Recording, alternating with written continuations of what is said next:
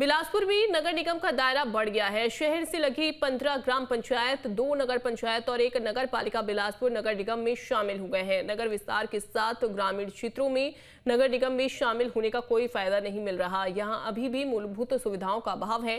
5 सालों में नए जुड़े ग्रामीण वार्डों में मूलभूत सुविधाओं का काफी अभाव है। वार्ड में सड़क तक नहीं है। स्थानीय लोग जर्जर गड्ढे भरी सड़कों पर चलने को मजबूर हैं। वहीं बारिश के मौसम में लोगों की परेशानियां और बढ़ जाती हैं। लोगों का इन सड़कों पर चलना और मुश्किल हो जाता है।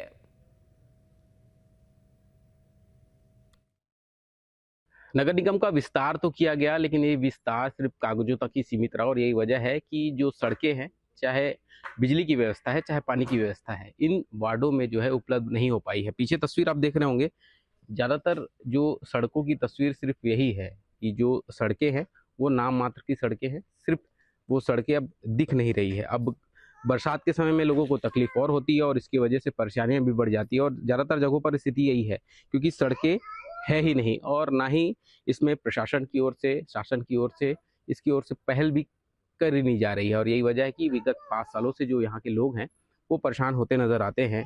कुछ लोग हैं, उनसे बातचीत करने की कोशिश करते हैं। ये सड़कें यहाँ नजर नहीं आती, कितनी परेशानी होती है आपको? हमें बहुत परेशानी होती है, खासकर बरसात के मौसम में। हमें घर से निकलने में दिक्कत होता है, छोटे छोटे बच्चे हैं, स्कूल जाने में दिक्कत होता है। वैन अंदर तक नहीं आती है, हमें बाहर तक जाना पड़ता है छोड़ने। बहुत दिक्कत होती है। नगर निगम वाले बस नाम के हैं, कोई सुविधा नहीं है नगर निगम का हमारे यहाँ। टैक्स पूरा लिया जाता है। हाँ, तो अनुरोध है कि थोड़ा ध्यान दिया जाए। ये सड़कें की ही परेशानी ये है कि और भी बिजली से संबंधित परेशानी है, कचरे से संबंधित परेशानी है।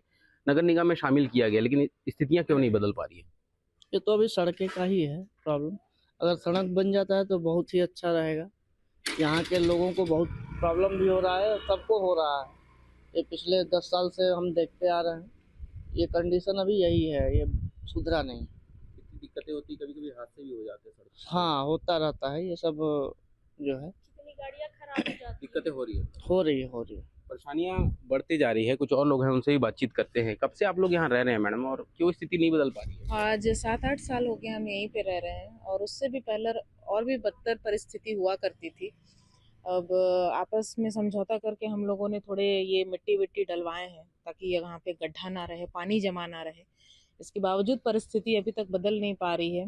पहले ग्राम पंचायत हुआ करता था, अभी नगर निगम आ गया है। प्रॉपर्टी टैक्स वगैरह हम सब कुछ पे कर रहे हैं, हमारे तरफ से कोई भी कमी नहीं है, मगर सरकार यहाँ क्यों नहीं ध्यान दे रही है, ये देखने की बात है।